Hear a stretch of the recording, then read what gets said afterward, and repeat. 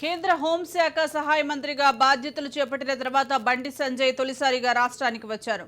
హైదరాబాద్ నుంచి కరీంనగర్ కు బయలుదేరిన సంజయ్ కి శామీర్పేట వద్ద బీజేపీ కార్యకర్తలు, అభిమానులు ఘన స్వాగతం పలికారు. జిల్లాలో ప్రచార రథంపై నుంచి కార్యకర్తలకు అభివాదం చేసిన అనంతరం కమాన్ వద్ద సాష్టాంగ నమస్కారం చేశారు. బండి సంజయ్ తనను గెలిపించిన ప్రజలకు ధన్యవాదాలు తెలిపారు.